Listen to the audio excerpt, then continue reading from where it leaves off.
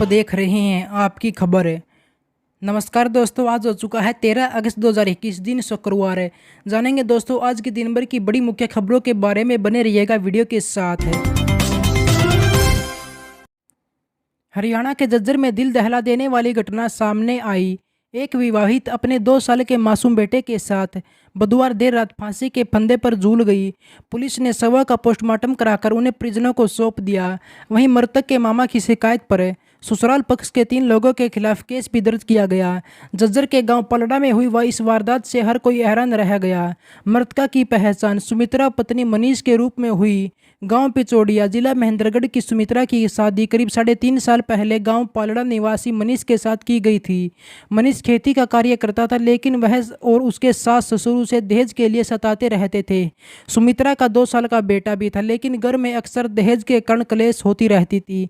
इससे तंग आकर सुमित्रा ने अपने घर के कमरे में पहले अपने 2 साल के बेटे को फांसी के फंदे पर लटकाकर मार डाला और उसके बाद खुद को भी फांसी के फंदे पर झूल गई। जब तक परिजनों को पता चलता तो दोनों की मौत हो चुकी थी। दोनों को मृतक हालात में परिजन झज्जर के सरकारी अस्पताल में ले जाया गया। मामले की सूचना सुमित्रा के मायके वालों को दी गई, जिन्होंने झज्जर आकर पुलिस में सुमित्रा के पति व मनीष व उसके सास ससुर के खिलाफ शिकायत दर्ज करा दी गई।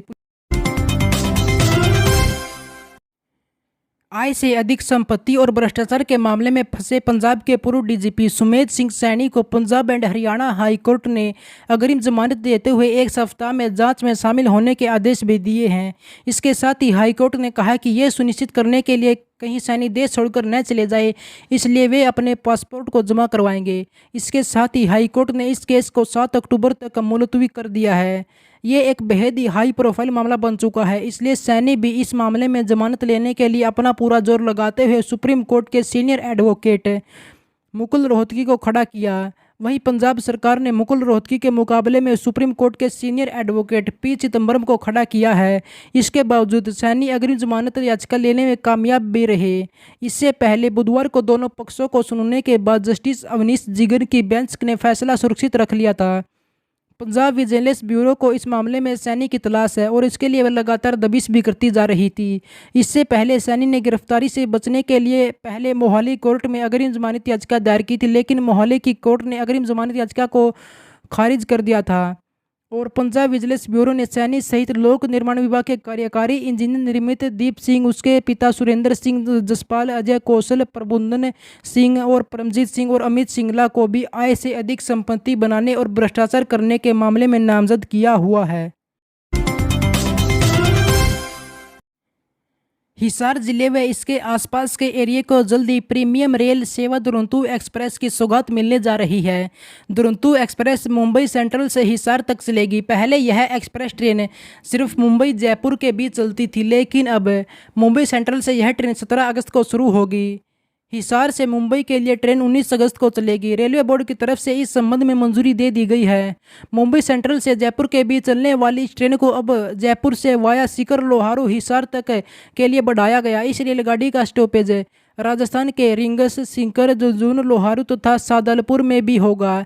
दुरंतो एक्सप्रेस लंबी दूरी की रेल सेवा है जो देश के बड़े शहरों से संचालित की जाती है। यह तीव्र गति की रेल सेवा है जो काफ़ी कम समय में अपना सफर भी तय करती है।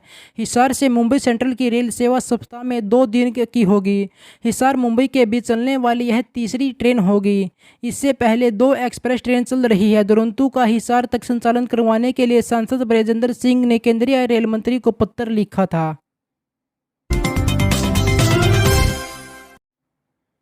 टोक्यो ओलंपिक की टीम में जिंदादिली के साथ खेली भारतीय महिला हॉकी टीम की 8 सदस्य हैं। हरियाणा के गृह, स्वास्थ्य और शहरी निकाय मंत्री अनिल विज से मिलने उनके चंडीगढ़ स्थित कार्यालय पहुंची।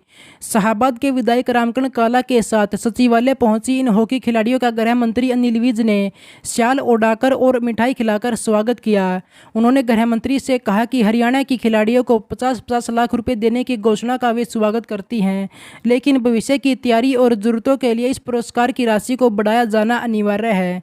महिला हॉकी टीम की कप्तान रानी रामपाल के नेतृत्व में मिली हरियाणा खिलाड़ियों की मोनिका, निशा, नवनीत कौर, नवजोत कौर, उदय, शर्मिला और नेहा ने गृह मंत्री अनिल विज से अनुरोध किया है कि जिस तरह बाकी खिलाड़ियों को सरकार ने हरियाणा सहकारी विकास प्राधिकरण के प्लाट सस्ती दरों पर आवंटित करने की घोषणा की है, उसी तर्ज पर यह सुविधा भी उन्हें दिलाई जानी चाहिए।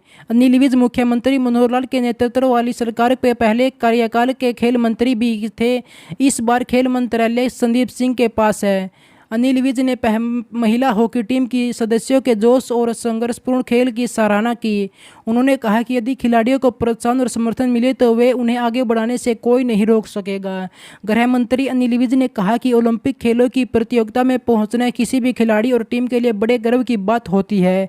खेल में हार जीत तो लगी रहती है, खेल में इसका कोई महत्वपूर्ण नेतृत्व नहीं होता। महत्व इस बात का है कि हमारी खिलाड़ी कितने दमखम के साथ खेलती है और उनका अच्छा प्रदर्शन किया जाता है। उन्होंने कहा कि मैच नहीं जीत पाई, लेकिन इन महिला खिलाड़ियों ने अपने खेल के बल पर पूरे देश को एक करने का काम भी किया है।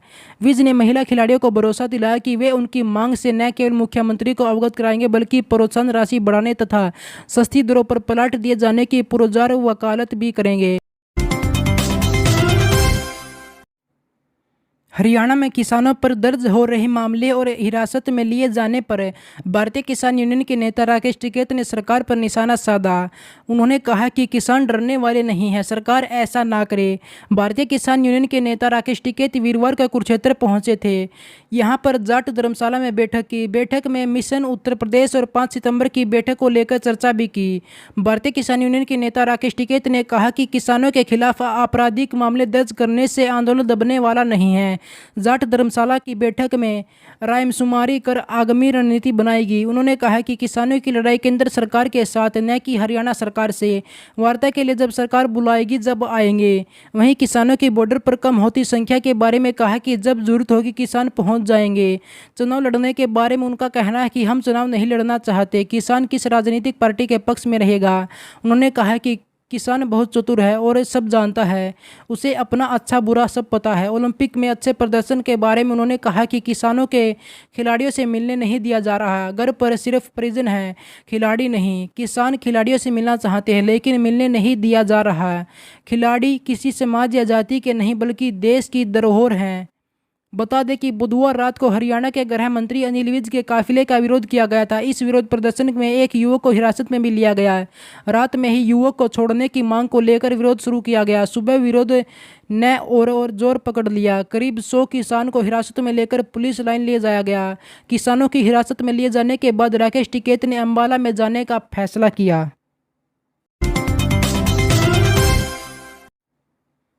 मौसम ने अचानक करवट बदल ली है। मानसून के बीच गर्मी ने तेवर दिखाना शुरू किया।